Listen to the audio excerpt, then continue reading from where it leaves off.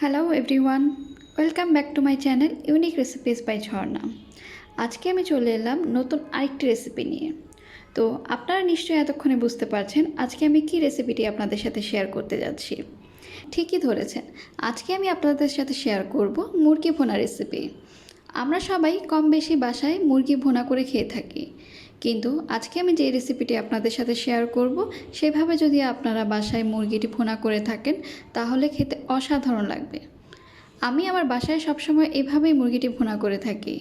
তো চলুন বন্ধুরা, চলে যাই মূল রেসিপিতে। এখানে আমি 2 কেজি সাইজের একটি ব্রয়লার মুরগি ছোট ছোট করে কেটে ভালো করে ধুয়ে নিয়েছি। তবে আপনারা চাইলে এখানে দেশি মুরগিও ব্যবহার করতে পারেন।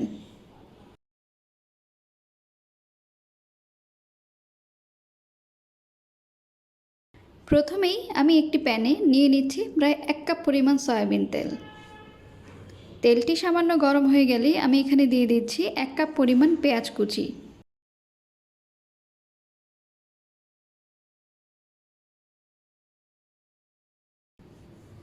এবং সাথে 2টো তেজপাতা ছোট করে কেটে দিয়ে দিয়েছি। তারপর আমি অপেক্ষা করব পেঁয়াজটি ব্রাউন কালার হয়ে আসা পর্যন্ত।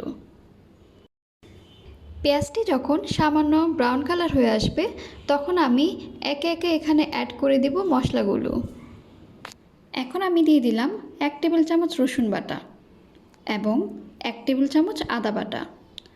তারপর আমি আদা এবং রসুনটিকে পেঁয়াজের সাথে ভালোভাবে কষিয়ে নিব, তাহলে এতে আদা রসুনের যে কাঁচা স্মেলটা থাকে সেটা চলে যায়।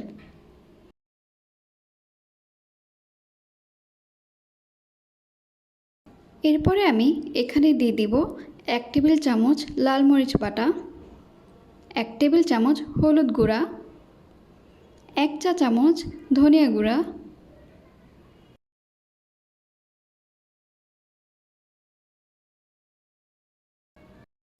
1 চা চামচ জিরা গুঁড়া এবং 1 চা চামচ গরম মশলা গুঁড়া।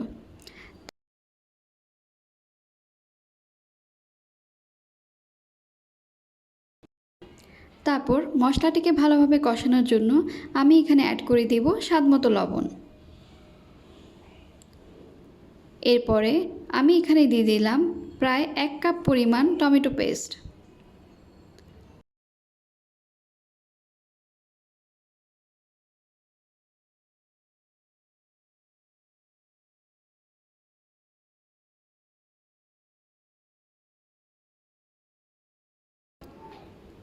এরপরে মশলাটি যখন ভালোভাবে কষানো হয়ে যাবে, অর্থাৎ মশলার উপরে যখন তেল উঠে আসবে, তখন আমি এতে ধুয়ে রাখা মুরগির টুকরোগুলো আস্তে আস্তে ঢেলে দেব এবং মুরগিটিকে ভালোভাবে নেড়েচেড়ে কষানোর জন্য প্রায় 10 মিনিট ঢেকে রাখব।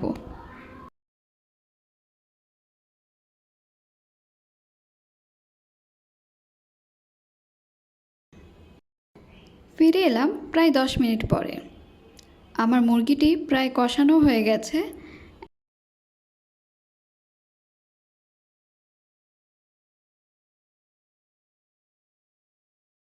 এখন মুরগিটি ভালোভাবে সিদ্ধ হওয়ার জন্য আমি এখানে অ্যাড করে দিব প্রায় 1 মগ পরিমাণ পানি। আপনারা মনে রাখবেন, ব্রয়লার মুরগি হতে কিন্তু বেশি সময় লাগে না। যত কম সময় নিয়ে রান্না করা যায় মুরগিটি খেতে ততই ভালো লাগে। আর সাথে অ্যাড করে দিলাম 8 থেকে 9টি কাঁচামরিচ। এরপরে আমি তরকারিটি ঢেকে রাখবো প্রায় 15 মিনিটের জন্য। ফিরে এলাম 15 মিনিট পরে। মুরগিটি প্রায় হয়ে গেছে এবং দেখুন বন্ধুরা, মুরগিটির কালারটা কতটা সুন্দর এসেছে। এই মুরগি ভুনাটি দেখতে যতটা না সুন্দর, খেতে তার থেকে আরও বেশি সুস্বাদু। এই মুরগি ভুনাটি আপনি ভাত কিংবা রুটি যে কোনো কিছুর সাথেই খেতে পারবেন। আজকের রেসিপিটি অবশ্যই বাসায় ট্রাই করবেন, ইনশাল্লাহ আপনাদের সবার অসম্ভব ভালো লাগবে। আর বন্ধুরা, আপনারা যারা এখনও আমার চ্যানেলটি সাবস্ক্রাইব করেননি তারা অবশ্যই সাবস্ক্রাইব করে দিবেন। আর সাবস্ক্রাইব বাটনের পাশে যে বেল বাটনটি আছে সেটি অবশ্যই চেপে দিবেন, তাহলে আমার যে কোনো নতুন রেসিপি আপনারা সাথে সাথেই দেখতে পারবেন। তো বন্ধুরা, ভালো থাকবেন, সুস্থ থাকবেন। আল্লাহ হাফেজ। আবারও দেখা হবে নতুন আরেকটি রেসিপি নিয়ে।